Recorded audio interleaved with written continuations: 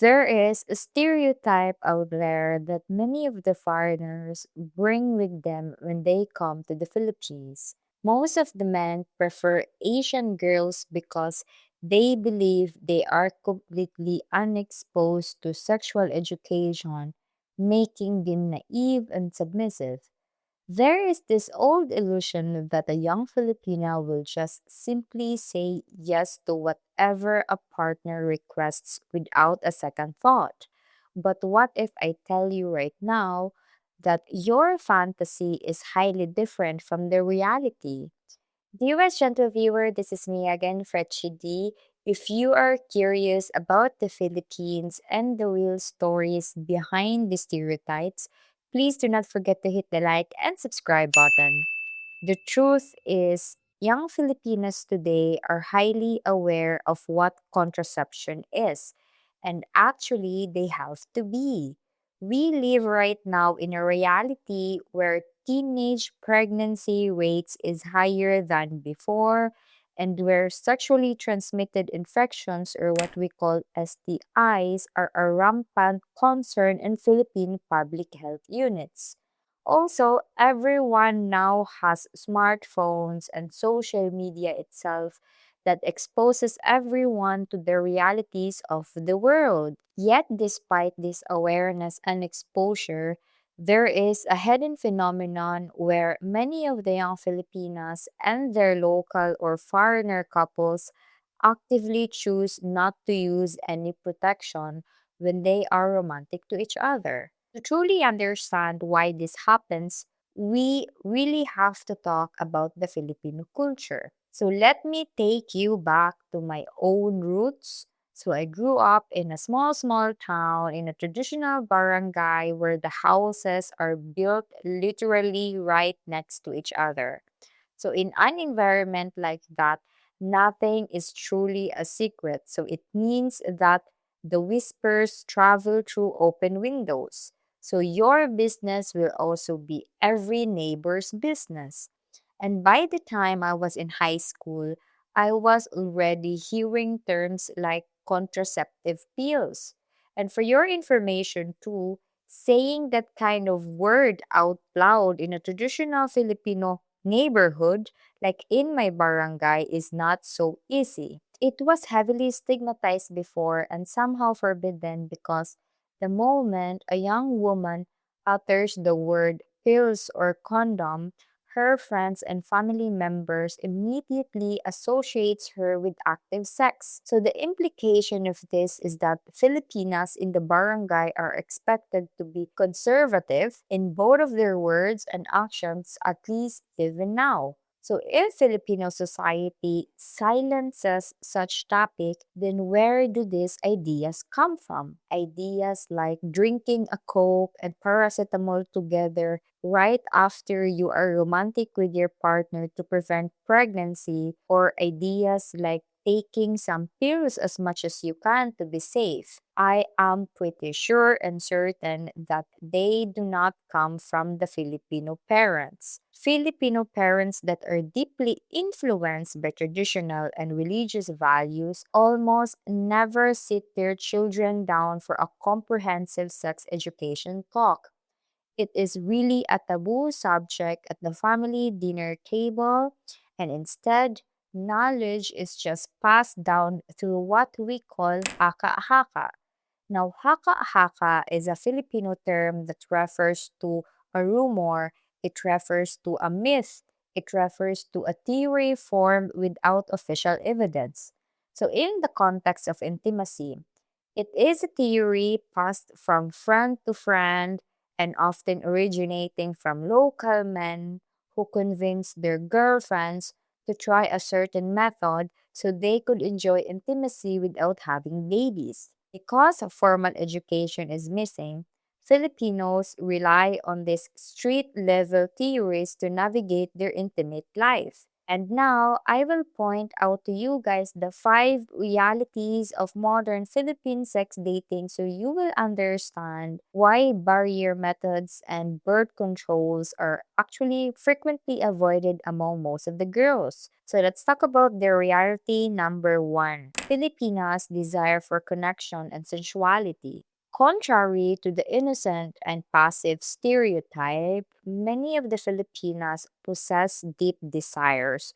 So when they are in a relationship where they feel safe and deeply attached to this guy, so they often prefer not to use condoms because they find it physically and emotionally satisfying. Trust me, there is a strong preference for raw and uninterrupted intimacy. Many of the women are entirely even open to exploring wild ideas, and they're even entirely open to adventurous concepts with their partners, provided the partner communicates openly. So I am telling you right now to be open to your Filipino partner and be always honest because she will also be open to your ideas. If the trust is truly out there, then she will often be completely on board, choosing without protection with you, and she is expecting that the guy will simply also be careful. Reality number two is that people pleasing trait in the Philippines. So we cannot talk about Philippine relationships without talking about the cultural trait of wanting to please the partner, especially if that partner is a handsome foreigner. A young Filipina may prioritize her partner's immediate comfort and pleasure over her own reproductive safety. So if a man expresses dislike for condoms, then she will mostly have it too and have the same preferences as his just to keep him happy and avoid conflict. Reality number three is that the economic and social barrier of availability. While contraception is technically available in the Philippines, accessing it is really a major struggle. I mean, maintaining oral contraceptive pills every month is already a luxury and an expensive financial commitment for a young person. And on the other hand, while condoms might be cheap or even free at the local public health centers, the intense social stigma creates shame. So, walking up to a pharmacy counter in a small town where everyone knows your family, or walking into a local clinic to ask for free condoms really requires a level of boldness that many of the young Filipinas simply do not have. Like I said, one Philippine province town might be small and everyone might know each other, and the fear of being judged or exposed keeps them away from the counter. Reality number four is no sex education at all. The lack of formal reproductive health education in schools means that even when young people want to protect themselves, they often do not understand how these methods actually work. They might not know the failure rates of the withdrawal method. They might not know how missing a single daily pill disrupts the hormonal cycle, or how the STIs can be transmitted despite a partner is being careful, and still most of them are still navigating an adult world using childhood rumors. Reality number five is religion in the Philippines. In the Philippines, religion and traditional culture still strongly influence how many people think about sex and contraception. For some young women, buying or even using birth control feels like openly admitting that they plan to have sex before marriage. And because of this guilt, some find it emotionally easier to end up having unprotected sex in the heat of the moment and later call it a mistake instead of preparing responsibly by buying condoms beforehand. And sadly, planning ahead can feel more shameful to them than taking the risk itself. So if you are a foreigner dating a Filipina, you must really understand that breaking through these cultural gaps really requires communication and you really have to be open. So you cannot expect her to bring it up first, and it would be better if reassuring her that her safety and her body matter more than such a convenience. And again,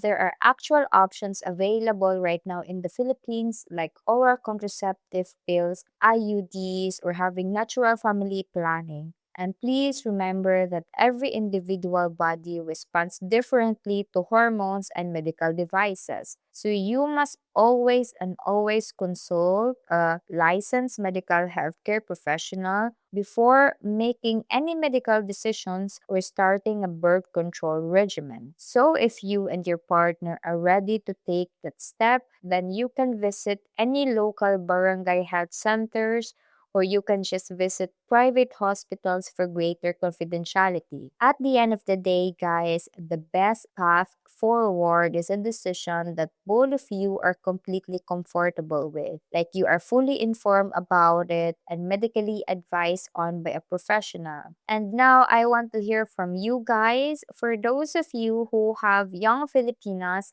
how do you handle health and protection discussions with your partner? So that would be all for now, guys. Thank you for watching. Please do not forget to hit the like and subscribe button for more insights like this. See you in my next video. Ciao!